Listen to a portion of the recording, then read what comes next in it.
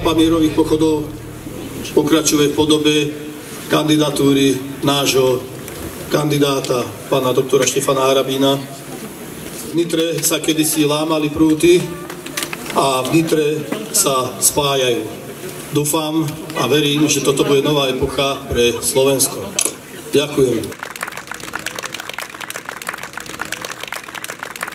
Vážené dámy, vážení páni, všetci viete, že celá zahraničná obranná politika je v rukách hlavy štátu. Ja, na rozdiel od kandidátov vojny, som jednoznačne kandidátom mieru. Ani jeden vojak, ani jeden cent, ani jeden náboj na Ukrajinu nepôjde. To vám garantujem. Pokiaľ by som bol v predchádzajúcom období v úrade, tak by sme nemali dnes prázdne vojenské sklady, čo je zjavne vlastizrada zo strany riadiacich štruktúr štátu. My máme podpísanú okupačnú zmluvu s hlavným vojnovým štváčom na svete. Urobím všetky kroky v smere získania statusu neutrality. Na neutralitu potrebujete garancie svetových veľmocí. Toto je historická šanca, aby sme aj zachovali štátnosť. Som presvedčený, že po garanciách zo strany Ruskej federácie aj ostatné svetové veľmoci môžu s týmto projektom súhlasiť. Otázka mierovej zahraničnej politiky sa dotýka aj vašich peňaženiek. Pretože keď dávame peniaze na vojnu, logicky sa znižuje vaša životná úroveň. Keď sme prestali odoberať lacné suroviny a energie z Ruska a tie isté ruské energie teraz kupujeme štvornásobne drahšie od Američanov, tak je to jasné, že to znižuje životnú úroveň vás, vašich detí, vašich rodín. Zásadne som proti prijímaniu migrantov.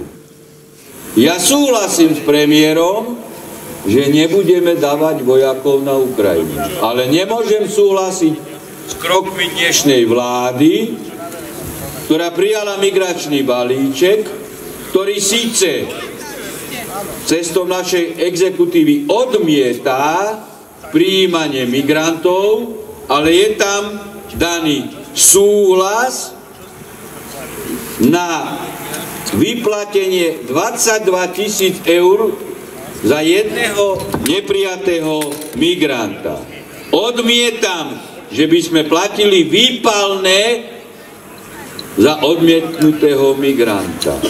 Majú naši dôchodcovia dôchodky 1000 eur, alebo majú len 300 až 400 eur a živoria. A my budeme platiť na migrantov 22 000 výpalného. Prečo? Za čo?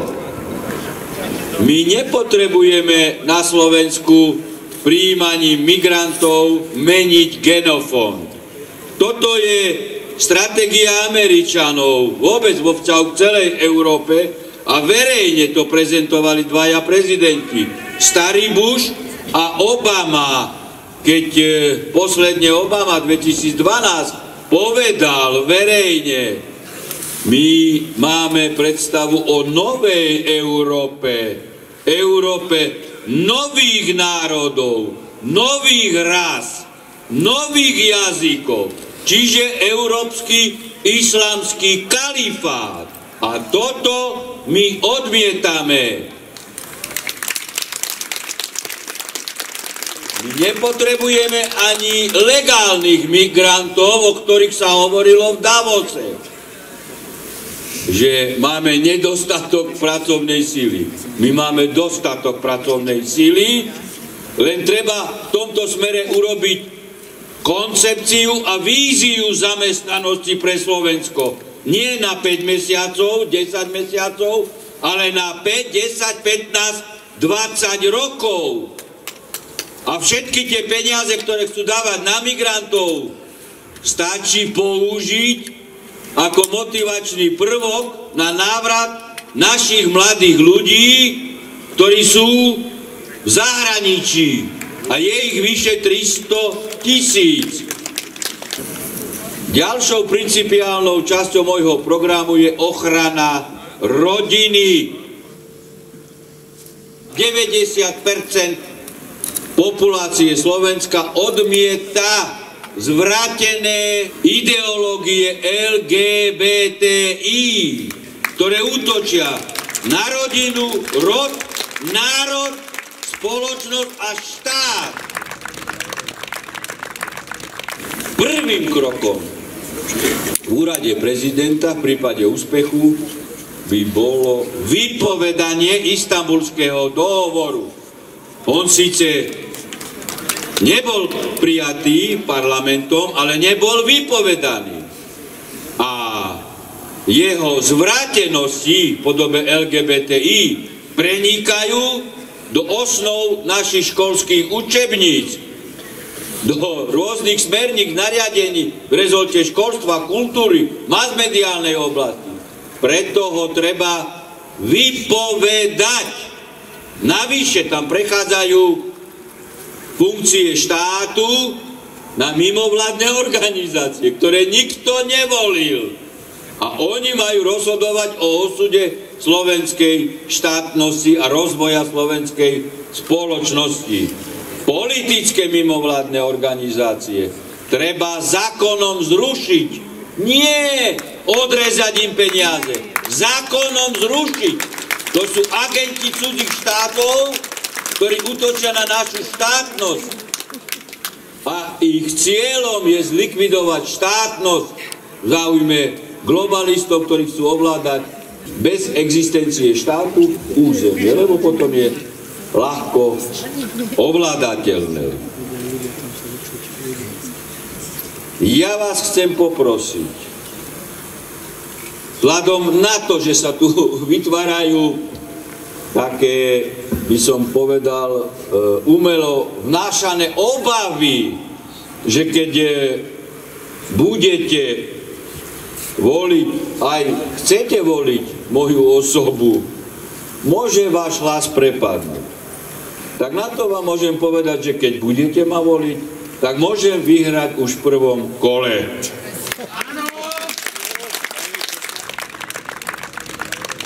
Ešte jednu vec vo vzťahu k volebnému procesu chcem povedať, a to je záverečná časť. Niektorí vyslovujú obavu, že pri spočítavaní hlasov, tak ako to aj v minulosti bolo aj dôkazmi prezentované, môže dojsť k ďalšej a novej manipulácii.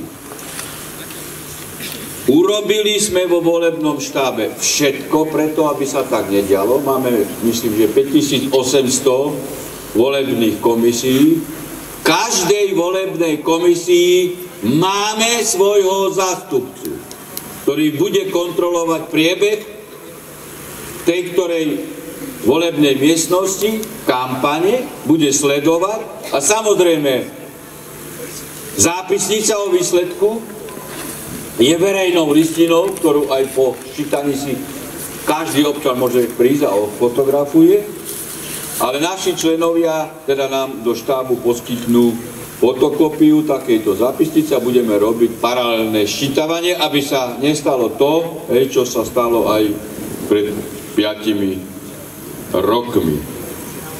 Som presvedčený, že budete ma voliť, že získam vašu dôveru a s rozhodnosťou hovorím, že budem hájiť záujmy každého občana. Každého občana. Ja nie som kandidátom oligarchov ani peňazí. Ja som vašim kandidátom. Okrem iného nedovolím, aby čo i len jeden občan proti jeho voli bol zaočkovaný. Ďakujem za pozornosť.